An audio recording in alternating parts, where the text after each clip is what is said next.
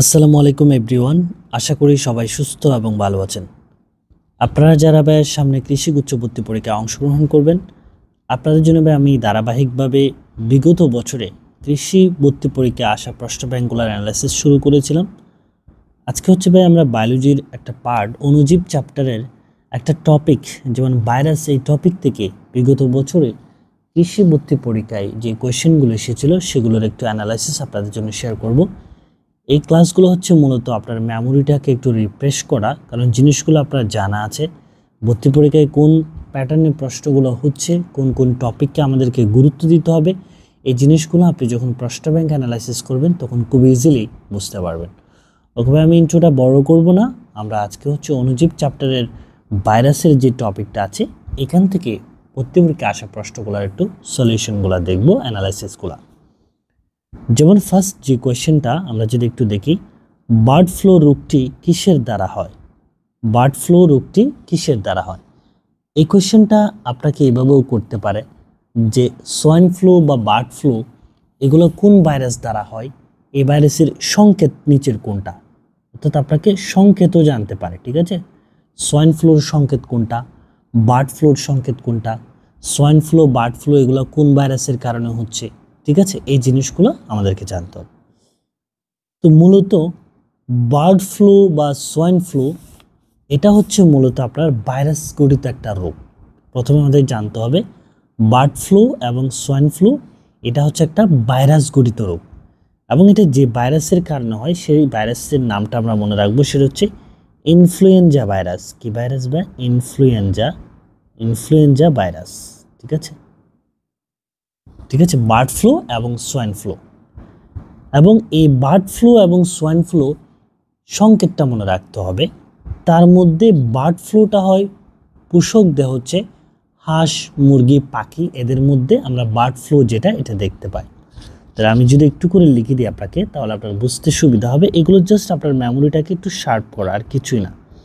Bird flu আর একটা কী ভাই? Swine flu. কি flu? Swine flu. Swine flu এই দুটা, এই বার্ড ফ্লু এবং সোয়াইন ফ্লু এই দুটো হচ্ছে আমার ভাইরাস গঠিত রোগ, অর্থাৎ ভাইরাসের কারণে হয়ে থাকে। এবং যে ভাইরাসটা বার্ড ফ্লু যে ভাইরাসের কারণে হয় সে ভাইরাসের সংকেতটা মনে রাখবেন, সেটা হচ্ছে H5N1। কি ভাই? H5N1।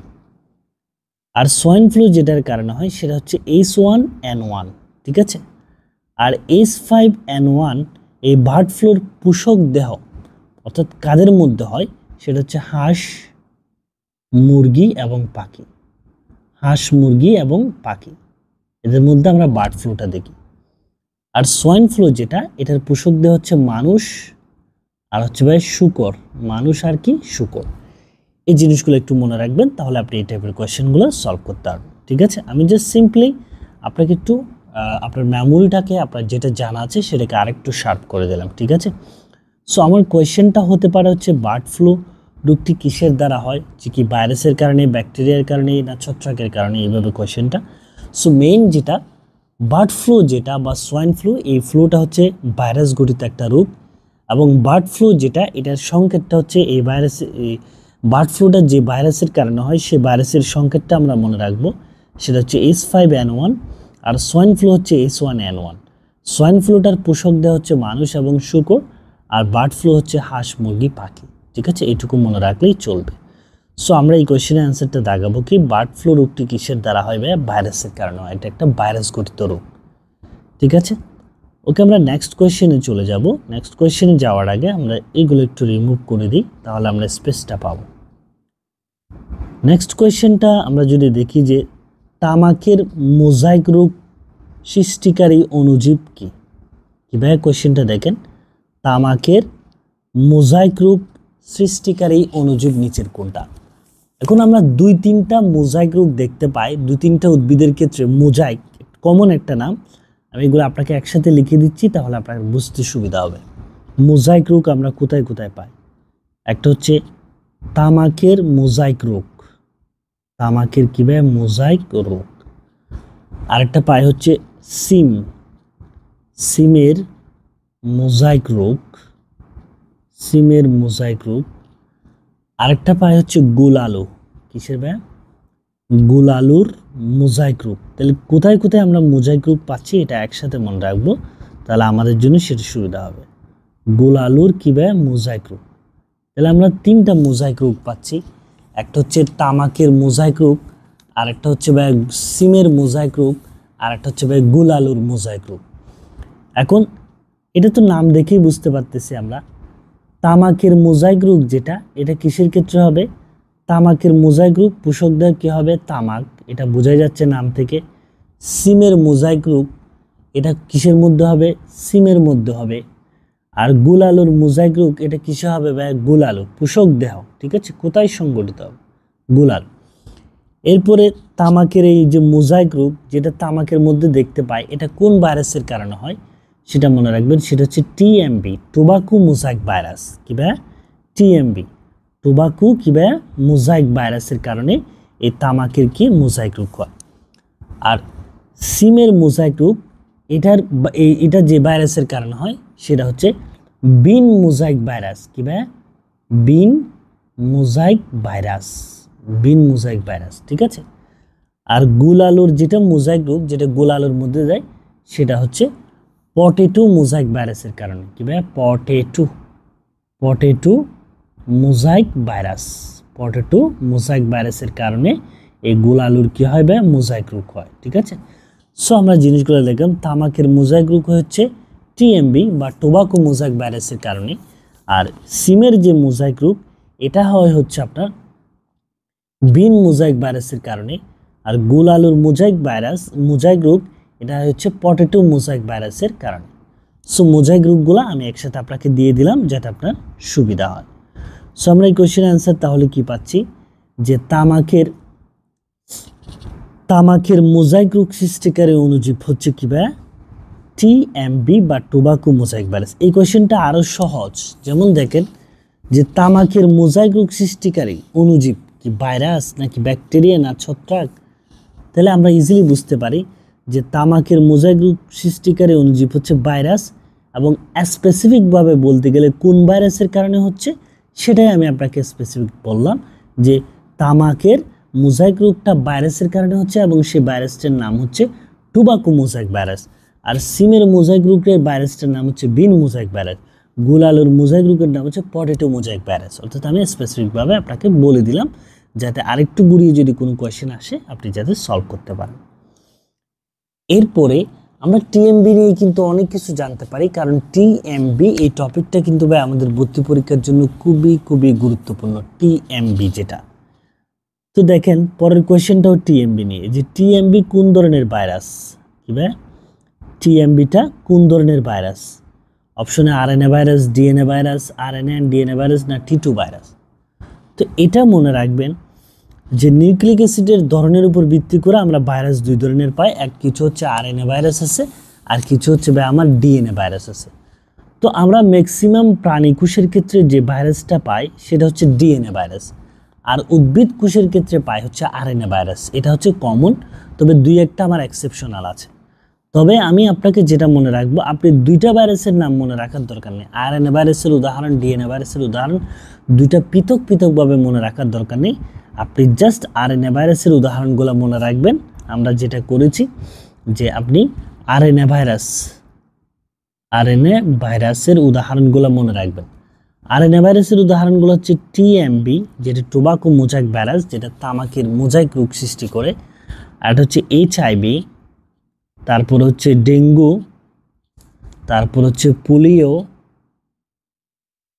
তারপর হচ্ছে মাম্পস, তারপর হচ্ছে র্যাবিস। এই র্যাবিসটা কি সৃষ্টি করে বলেন তো? এটা অনেকবার ভর্তি পরীক্ষা এসেছে। র্যাবিস ভাইরাসটা হচ্ছে আপনার জলাতঙ্ক রোগ সৃষ্টি করে। কি ভাই? জলাতঙ্ক। এটা একটু আসলো মাথায়, তাই আপনাকে বলে দিলাম।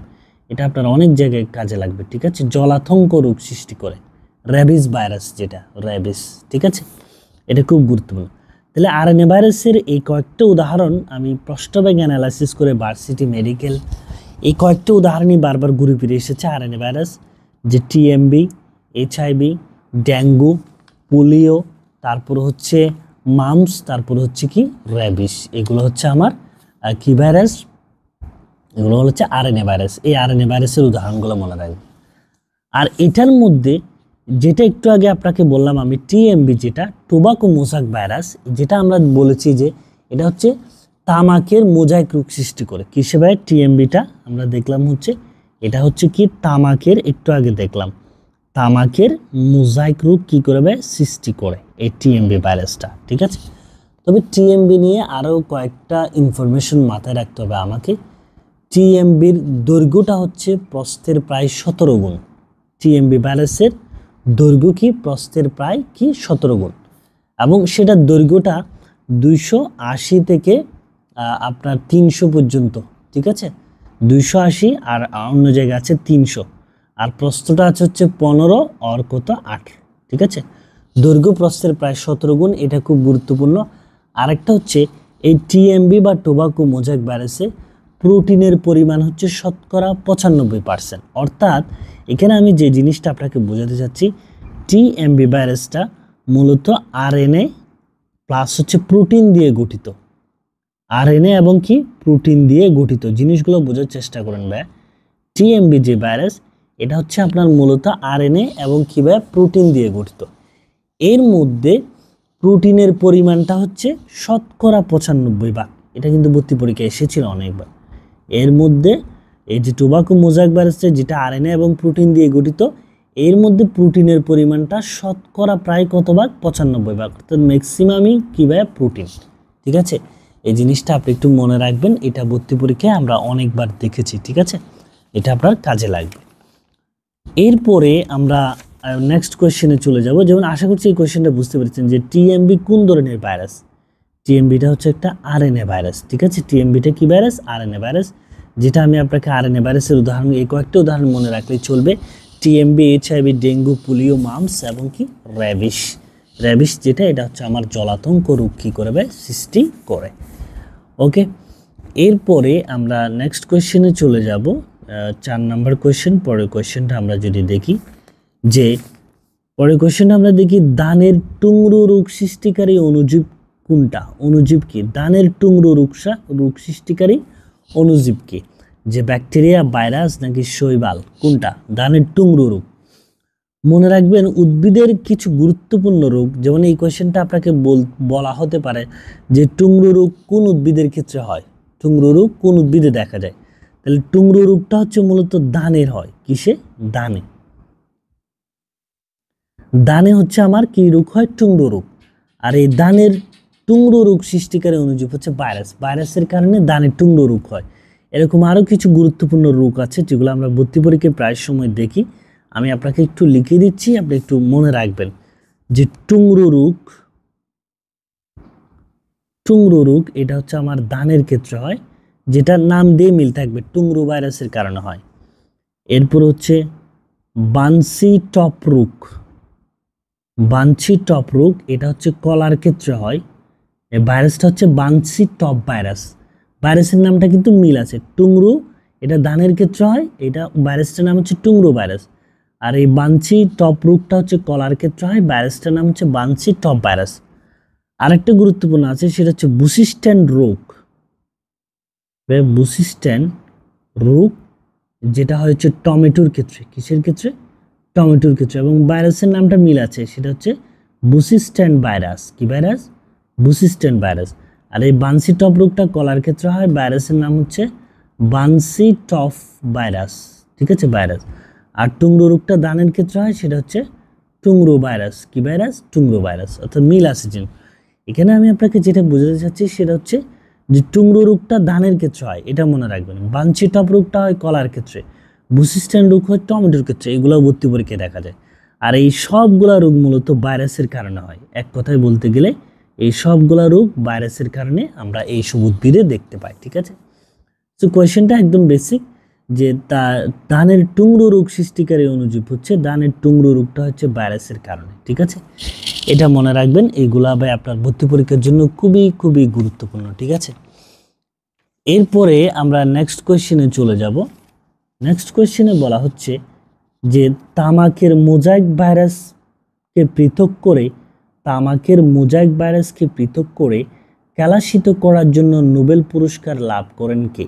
তামাকের মোজাইক ভাইরাসকে পৃথক করে কেলাসিত করার জন্য নোবেল পুরস্কার কে লাভ করেন? এটার অ্যান্সারটা হচ্ছে স্ট্যানলি। কে ভাই? স্ট্যানলি। কে? স্ট্যানলি, বিজ্ঞানী স্ট্যানলি। এটার কিছু কাহিনী আছে। কাহিনীগুলো হচ্ছে তিনি একদম সর্বপ্রথম 1935 সালে, কত, 1935 সালে টিএমবি যেটাকে আমরা টোবাকো মোজাইক ভাইরাস বলি, এটাকে পৃথক করে, টিএমবিকে পৃথক করে কি করেন ভাই? কেলাসিত করেন। পৃথক করে কেলাসিত করেন। কেলাসিত করেন কে ভাই? বিজ্ঞানী স্ট্যানলি। STANLEY, Stanley. বিজ্ঞানী স্ট্যানলি 1935 সালে টিএমবিকে উনি পৃথক করে কেলাসিত করেন এবং এই কাজের জন্য তিনি স্বীকৃতি স্বরূপ 1935-এর পরে 1946 সালে গিয়ে তিনি নোবেল পুরস্কার পান। কে ভাই? নোবেল পুরস্কার পান বিজ্ঞানীকে স্ট্যানলি সর্বপ্রথম। ঠিক আছে, উনি পৃথক করে কি করেন? তামাকের টিএমবি, যেটা তামাকের মোজাইক ভাইরাসকে পৃথক করে কেলাসিত করার জন্য নোবেল পুরস্কার কি লাভ করেন। ঠিক আছে, অ্যান্সার হচ্ছে কি স্ট্যানলি বিজ্ঞানী। পরের কোয়েশ্চেনটা যদি আমরা একটু করে দেখি, এটা হচ্ছে টি2 ব্যাকটেরিওফাজ কি? টি2 ব্যাকটেরিওফাজ, এখানে একটা জিনিস মনে রাখবেন, লাস্টে যে পাসটা আছে টি2 ব্যাকটেরিওফাজ, এই যে পাস, এটা হচ্ছে একটা গ্রিক শব্দ। কি শব্দ ভাই? গ্রিক শব্দ, যেটার অর্থ হচ্ছে টু ইট বা বক্ষণ করা। তাহলে আমরা ব্যাকটেরিওফাজ থেকে মূলত জিনিসটা পাই হচ্ছে যে ব্যাকটেরিয়াকে বক্ষণ করবে। ঠিক আছে, তার মানে টি2 ব্যাকটেরিওফাজ, এটার অর্থ হচ্ছে এই টি2টা এমন একটা ভাইরাস যেটা ব্যাকটেরিয়াকে আক্রমণ করে এবং ব্যাকটেরিয়াকে কি করে? বক্ষণ করে বা ধ্বংস করে ফেলে। ঠিক আছে, সো ব্যাকটেরিয়া আক্রমণকারী যে ভাইরাস, এটা হচ্ছে ভাই টি2 ব্যাকটেরিওফাজ। ঠিক আছে, ব্যাকটেরিওফাজ বলা হয়। ব্যাকটেরিয়া আক্রমণকারী ভাইরাসকে মূলত ব্যাকটেরিওফাজ বলা হয়। এরকম একটা ভাইরাসের উদাহরণ হচ্ছে টি2 ভাইরাস। এখানে আমাকে বলেছে টি2 ব্যাকটেরিওফাজ কি? এটা কি? এটা বোঝাই যাচ্ছে যে এটা কি ভাইরাস না ব্যাকটেরিয়া না এইচআইভি না টিএমই। তাহলে টি2 ব্যাকটেরিওফাজ হচ্ছে একটা ভাইরাস। এই ভাইরাসটা হচ্ছে ব্যাকটেরিওফাজ, এটার অর্থ হচ্ছে এই যেসব ভাইরাস ব্যাকটেরিয়াকে আক্রমণ করে এবং ব্যাকটেরিয়াকে ধ্বংস করে তাদেরকে আমরা টি2 ব্যাকটেরিওফাজ বলে থাকি। এই টি2 ব্যাকটেরিওফাজ নিয়ে কয়েকটা গুরুত্বপূর্ণ জিনিস আমাদেরকে ভর্তি পরীক্ষার জন্য মাথায় রাখতে হবে। আমি যদি আপনাকে কয়েকটা জিনিস একটু করে নোট করে দিই, যেগুলো ভর্তি পরীক্ষায় আমরা বারবার দেখেছি, সেটা হচ্ছে টি2 ব্যাকটেরিওফাজে কয়টি জিন থাকে? এই কোয়েশ্চেনটা মনে রাখবেন। টি2 ব্যাকটেরিওফাজে কয়টি জিন থাকে? মনে রাখবেন টি2 ব্যাকটেরিওফাজে 150টা জিন থাকে। কয়টা ভাই? 150টি জিন থাকে। আর যেটা টি2 ব্যাকটেরিওফাজে যে নিউক্লিক অ্যাসিড থাকে, এই নিউক্লিক অ্যাসিডের মধ্যে একটা ডাবল হেলিক্স ডিএনএ বা দ্বিসূত্রাকার ডিএনএ থাকে, যেটাকে আমরা ইংলিশে বলে থাকি হচ্ছে ডাবল হেলিক্স ডিএনএ বা একটা দ্বিসূত্রাকার ডিএনএ থাকে।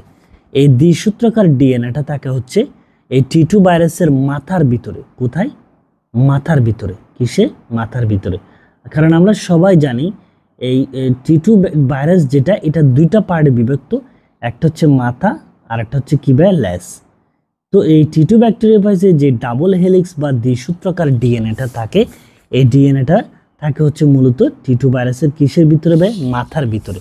আর এই টি2 ব্যাকটেরিওফাজে টোটাল 150টা জিন থাকে। এই কয়েকটা গুরুত্বপূর্ণ ইনফরমেশন একটু মনে রাখবেন। ঠিক আছে, কারণ এগুলো ভর্তি পরীক্ষায় আমরা অনেকবার দেখেছি।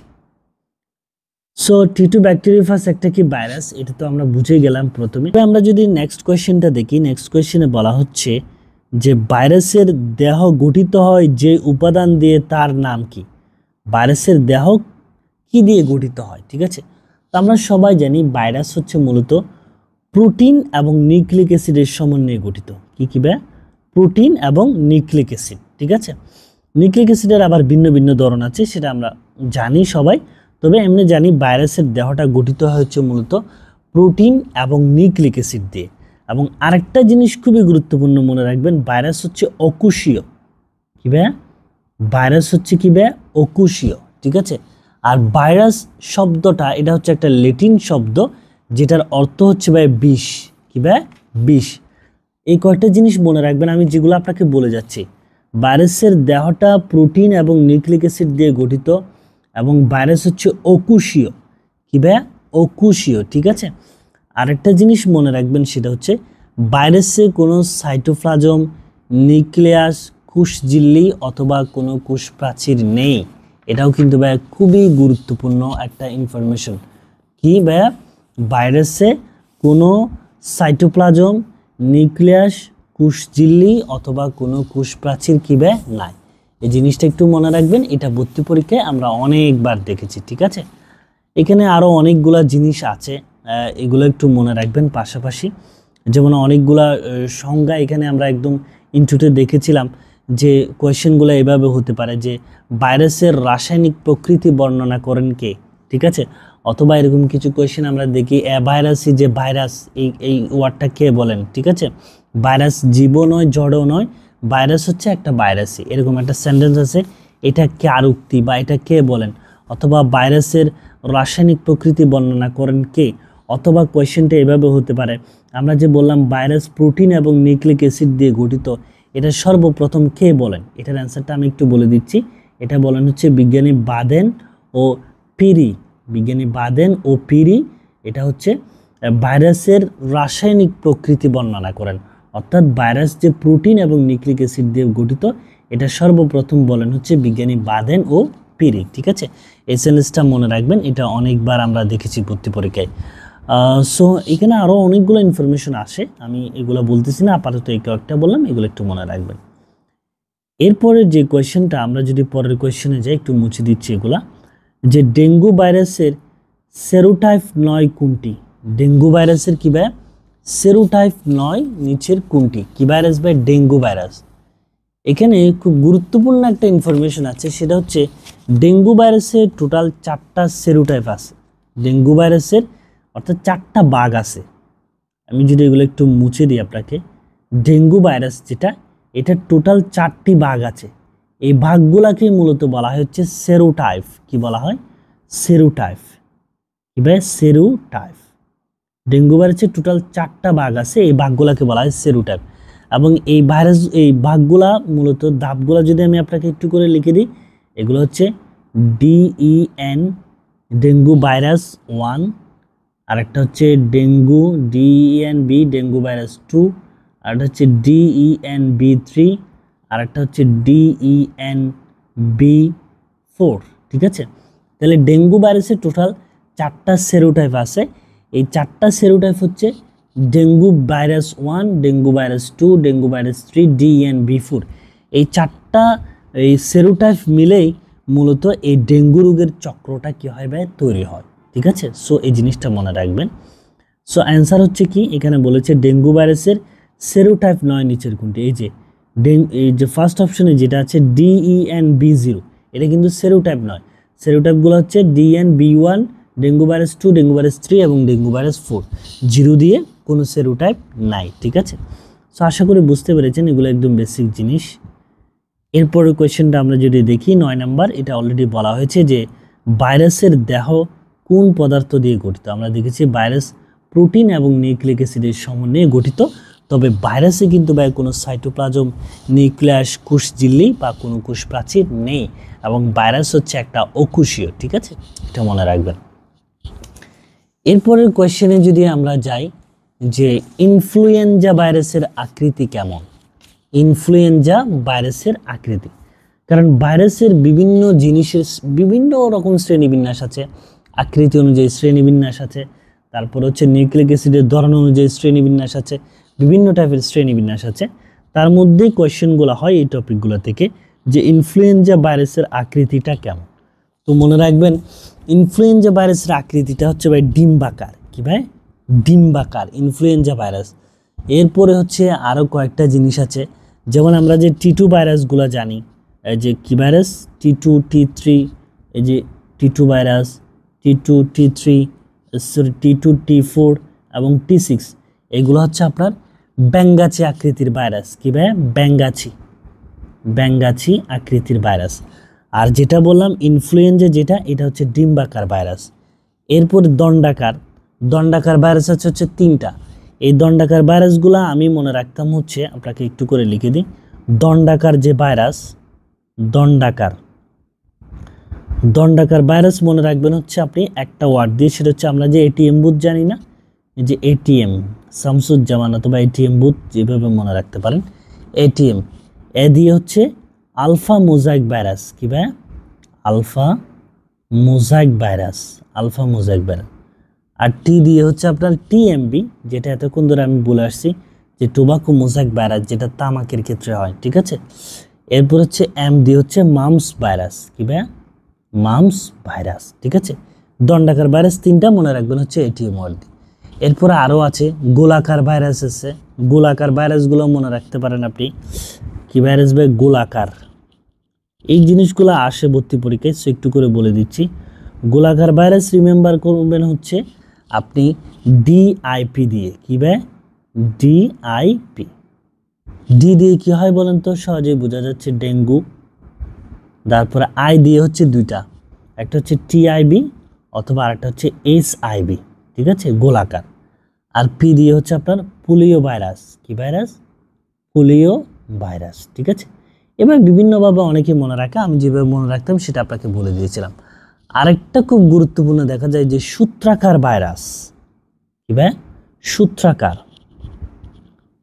সূত্রাকার ভাইরাসের উদাহরণ হচ্ছে আপনার ইবোলা ভাইরাস, যেটা কি ভাই? ইবোলা, ইবোলা ভাইরাস যেটা, এটা হচ্ছে আপনার সূত্রাকার ভাইরাস। এরকম বিভিন্ন শ্রেণী বিভাগ আছে, এই শ্রেণী বিভাগগুলো একটু করে দেখে নেবেন, এগুলা ভর্তি পরীক্ষায় সবচেয়ে বেশিবার দেখা যায়।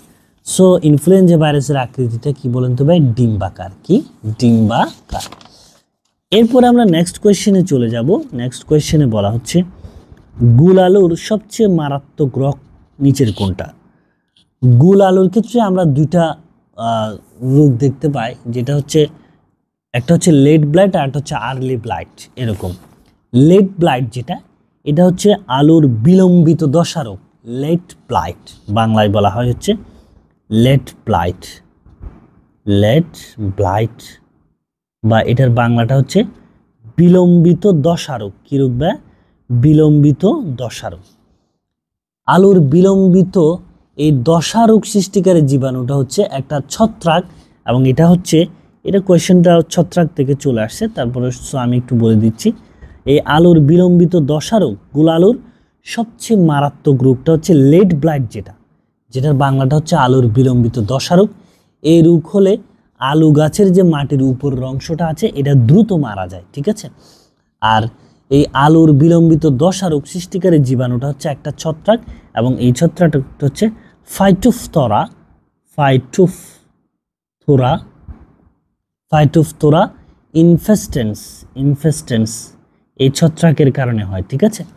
আর এটা হচ্ছে সাইনক্স বা অ্যামোনিয়াম থায়োসায়ানেট ওষুধ প্রয়োগ করে আপনি এই আলুর বিলম্বিত দশা রোগটা ওষুধ প্রয়োগ করে আপনি রিমুভ করতে পারবেন, ঠিক আছে, দূর করতে পারবেন। তাহলে গুল আলুর সবচেয়ে মারাত্মক রোগ হচ্ছে, আমরা জানলাম হচ্ছে লেট ব্লাইট, যেটা হচ্ছে বাংলায় আলুর বিলম্বিত দশা রোগ। এই রোগ হলে আক্রান্ত আলু গাছের মাটির উপরের অংশ যেটা আছে এটা দ্রুত মারা যায়, এবং এই আলুর বিলম্বিত দশা রোগ সৃষ্টিকারী জীবাণুটা হচ্ছে এক প্রকার একটা ছত্রাক, যেটা হচ্ছে ফাইটোপথোরা ইনফেস্টেন্স, একটা ছত্রাক, যা হচ্ছে একটা ছত্রাক।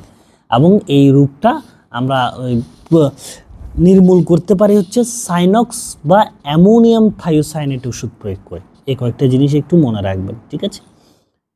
এরপরে হচ্ছে আমরা নেক্সট কোয়েশ্চেনে চলে যাচ্ছি, একটু করে মুছে দিচ্ছি এই জিনিসগুলো, রিমেম্বার করবেন একটু। টিএমবির দেহটা কি দ্বারা গঠিত? আমি কিন্তু টিএমবির দেহটা, টিএমবি নিয়ে কিন্তু অনেকগুলা জিনিস বলেছি আপনাকে, যেটা হচ্ছে তামাকের মোজাইক রোগ, যেটা টোবাকো মোজাইক ভাইরাস, যেটা আমরা তামাকের ক্ষেত্রে দেখেছিলাম। এই টিএমবিটা তামাকের মোজাইক রোগ সৃষ্টি করে, এবং আমি বলেছিলাম এই টিএমবিটা একটা হচ্ছে আরএনএ ভাইরাস, এবং এটা হচ্ছে একটা আরএনএ ভাইরাস, এবং এই টিএমবির দেহটা আরএনএ প্লাস হচ্ছে প্রোটিন দিয়ে গঠিত, আরএনএ এবং কি প্রোটিন দিয়ে গঠিত, এবং এই প্রোটিনের পরিমাণ হচ্ছে শতকরা 95%। এই জিনিসটাও কিন্তু আমি অলরেডি আপনাকে বলেছিলাম। সো টিএমবির দেহটা কি দিয়ে গঠিত? আরএনএ এবং প্রোটিন। এগুলো বেসিক জিনিস, বারবার ঘুরে ঘুরে আসতেছে, একটু মনে রাখবেন। এরপরে হচ্ছে নেক্সট কোয়েশ্চেন হচ্ছে নিচের কোনটি ভাইরাস দ্বারা সংক্রমিত রোগ? নিচের কোনটি ভাইরাস দ্বারা কিভাবে সংক্রমিত রোগ? এখন এটা এক একজন এক একটা শর্টকাট ট্রিক্স আমরা মনে রাখি যে ভাইরাস গঠিত রোগগুলা, যেমন সবচেয়ে কমন যে শর্টকাটটা আমাদের কাছে আমরা সবচেয়ে বেশিবার দেখেছি সেটা হচ্ছে এরকম একটা সেন্টেন্স আছে যে হাই হাই দেশে বসন্তের মাস এলো, বাইকে ফ্লু ইনফ্লুয়েঞ্জা জ্বরে ফেলো। কি ছিল সেন্টেন্সটা আমি আবারও বলতেছি, আর লেখার দরকার না, আসলে লিখতে গেলে অনেক বড় হয়ে যাচ্ছে ভিডিওটা। হাই হাই দেশে বসন্তের মাস এলো, বাইকে ফ্লু ইনফ্লুয়েঞ্জা জ্বরে ফেলো। কারণ এই শর্টকাটটা আমরা সবাই জানি, সেই জন্য আমি জানি না। এই শর্টকাটটা অ্যাপ্লাই করে আপনি ভাইরাসজনিত রোগগুলো কিন্তু এখানে খুঁজে পাবেন। যেমন হাই হাই, প্রথম দুইটা হাই দিয়ে হচ্ছে, একটা হাই দিয়ে হচ্ছে হাম আর একটা হচ্ছে হারপিস। দেশে, দেশের ডি দিয়ে হবে ডেঙ্গু। আর বসন্তের মাস এলো, বসন্তের মাস দিয়ে বসন্ত রোগ, মাসের মা দিয়ে মামস রোগ, অ্যালো দিয়ে হচ্ছে এরিনু, তারপর হচ্ছে বাইকে দিয়ে হচ্ছে ভাইরাল হ্যাপাটাইটিস, তারপর হচ্ছে ফ্লু ইনফ্লুয়েঞ্জা জ্বরে ফেলো। এই ফ্লু দিয়ে বার্ড ফ্লু, সোয়াইন ফ্লু, এগুলো হচ্ছে ভাইরাস গঠিত রোগ। ইনফ্লুয়েঞ্জা, ইনফ্লুয়েঞ্জা দিয়ে ইনফ্লুয়েঞ্জা, জ্বরে পেলো, জ্বরের বোরকা জ দিয়ে হচ্ছে জলাতঙ্গ, প্যালো দিয়ে হচ্ছে ফুলিও। ঠিক আছে, সো এই সেন্টেন্সটা দিয়ে আমরা অনেকগুলো জিনিস মনে রাখতে পারি। সো এটা অ্যাপ্লাই করে আপনারা একটু দেখবেন যে নিচের কোনটি ভাইরাস গঠিত রোগ। ভাইরাস গঠিত রোগ হচ্ছে আপনার কি বলেন তো, এই যে ডেঙ্গু যেটা, এটা হচ্ছে একটা ভাইরাস গঠিত রোগ। ঠিক আছে, কলেরা, টাইফয়েড, যক্কা এগুলো কিন্তু ভাইরাস গঠিত রোগ নয়। এরপরে কোয়েশ্চেনটাও সেম টপিক থেকে, যে কোনটি ভাইরাসজনিত রোগ। ভাইরাসজনিত রোগ হচ্ছে এই যে পোলিও, যেটা যে হাই হাই দেশে বসন্তের মাস এলো, বাইকে ফ্লু ইনফ্লুয়েঞ্জা জ্বরে পেলো। এই পেলোর লাস্টে প দিয়ে হচ্ছে এই ফুলিও, যেটা হচ্ছে একটা ভাইরাসজনিত রোগ। এরপরে যেটা, সেটা হচ্ছে জলাতঙ্ক হয় কোন ভাইরাসের কারণে। এটা কিন্তু আমি আপনাকে একদম প্রথমে বলেছি, জলাতঙ্ক হয় হচ্ছে রেবিস ভাইরাসের কারণে। কি ভাই? রেবিস ভাইরাসের কারণে। আর এই যে অপশনগুলো যদি আমি আপনাকে একটু করে বলি, এই যে প্ল্যাবি ভাইরাস, এটার কারণে হয় হচ্ছে আমার ডেঙ্গু। কি হয়? ডেঙ্গু। ঠিক আছে, প্ল্যাবি ভাইরাসের কারণে হয় হচ্ছে ডেঙ্গু। আর রেবিসের কারণে হয় হচ্ছে জলাতঙ্ক। ঠিক আছে, আর রুবিউলা ভাইরাসের কারণে হয় হচ্ছে হাম। কি হয়? হাম। এই কয়েকটা জিনিস মনে রাখবেন। আর রেবিসের কারণে হয় হচ্ছে জলাতঙ্ক। ঠিক আছে, জলাতঙ্ক, জলাতঙ্ক। আর প্ল্যাবি ভাইরাসের কারণে ডেঙ্গু হয়, রুবিউলা ভাইরাসের কারণে হাম। ঠিক আছে, হাম হয়। এই জিনিসগুলো মনে রাখবেন। এরপরে হচ্ছে সবচেয়ে ছোট ভাইরাস কোন রোগ সৃষ্টি করে। কি ভাই? সবচেয়ে ছোট ভাইরাসটা কোন রোগ সৃষ্টি করে? সবচেয়ে ছোট ভাইরাস হচ্ছে আমার গবাদি পশুর ফুট অ্যান্ড মাউথ রোগ সৃষ্টি করে। ঠিক আছে, সবচেয়ে ছোট ভাইরাস যেটা, এটা হচ্ছে গবাদি পশুর কি ভাইয়া? ফুট অ্যান্ড মাউথ রোগ। এই যে সবচেয়ে ছোট ভাইরাস কোন রোগ সৃষ্টি করে, সেটা হচ্ছে গবাদি পশুর ফুট অ্যান্ড মাউথ রোগ সৃষ্টিকারী ভাইরাসটা হচ্ছে সবচেয়ে ক্ষুদ্র ভাইরাস, এবং এটার আকৃতিটা দেওয়া আছে হচ্ছে 8 থেকে 12 ন্যানোমিটার। কত ভাই? 8 থেকে 12 ন্যানোমিটার। এই জিনিসটা একটু মনে রাখবেন যে সবচেয়ে ছোট ভাইরাস হচ্ছে গবাদি পশুর ফুট অ্যান্ড মাউথ রোগ সৃষ্টিকারী ভাইরাস হচ্ছে সবচেয়ে ক্ষুদ্র ভাইরাস, এবং এটার আকৃতিটা হচ্ছে 8 থেকে 12 কি ভাই? ন্যানোমিটার। এই কয়েকটা জিনিস ভাই আমি আবারও বলতেছি আপনাদেরকে, এগুলো ভর্তি পরীক্ষার জন্য খুবই খুবই গুরুত্বপূর্ণ, কারণ এই জিনিসগুলো আমরা বারবার ভর্তি পরীক্ষায় দেখেছি। সো আমি জাস্ট আপনাকে এই কয়েকটা জিনিস একটু রিমেম্বার করে দিলাম, যে এই কোয়েশ্চেনগুলো বিগত বছরে কৃষি ভর্তি পরীক্ষায়, বিভিন্ন কৃষি বিশ্ববিদ্যালয় ভর্তি পরীক্ষায় এসেছিল। কোয়েশ্চেনগুলো জাস্ট আপনাকে একটু মেমোরিটাকে আপনার একটু রিফ্রেশ করে দিলাম, আপনার জানা বিষয়গুলো একটু আপনার কাছে আর একটু রিফ্রেশ করে দিলাম। ওকে ভাই, আশা করছি ভিডিওটি ভালো লেগেছে। যদি ভিডিওটা ভালো লেগে থাকে তাহলে অবশ্যই ভিডিওতে একটা লাইক, কমেন্ট এবং শেয়ার করতে ভুলবেন না। Thanks for watching the video.